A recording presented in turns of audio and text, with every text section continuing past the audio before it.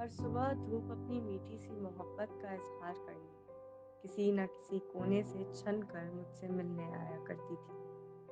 पर आज उसकी चमक में एक अलग सी लालिमा थी। मानो खाली हाथ नहीं, बल्कि एक बहुत बड़ी सीख लेकर आई हो। शायद रोज ही लाती थी, पर मुझसे साझा करने में कतराती थी। हमेशा की तरह कल भी इसके आते ही मैं अपनी चाय लेकर छत पे इससे मिलने चली गई। दिसंबर की गुनगुनी धूप बदन पर लगते ही ऐसा लगा जैसे बरसों के बिछड़े महबूब ने आगोश में ले लिया। बेहद सुकून भरा पल था। खैर, धूप तेज हुई तो मैंने अपनी कुर्सी छांव की तरफ खिसका ली।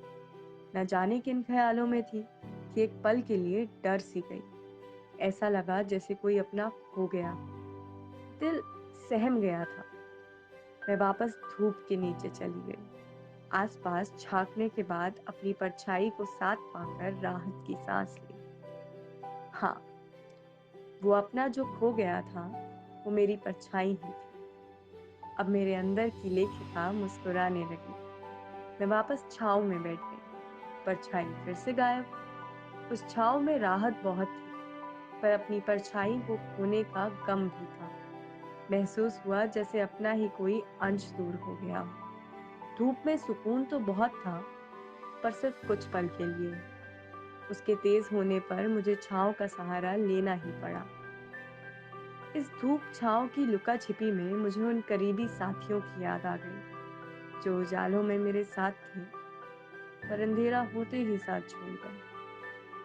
आज उस छाँव ने मुझे जिंदगी की सबसे जरूरी सीख दी कि सिर्फ इंसान ही नहीं, परछाई भी बुरे वक्त में छुप जाती है।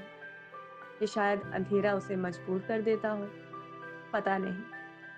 हाँ, पर इतना जरूर समझ गई थी कि शायद यही किस्सा असल जिंदगी का भी है। जितनी जरूरी खुशियां हैं, उतना ही जरूरी गम भी है, क्योंकि वही गम के बादल हमें किसी नए तजुर्बे की बारिश में भिगा देते हैं। और अपने पराये का फर्क समझ हम पहले से थोड़ा और समझदार हो जाते हैं। बस इन्हीं ख्यालों के ताने बानों के बीच कब ये धूप मेरी सहेली बन गई, पता ही नहीं चला।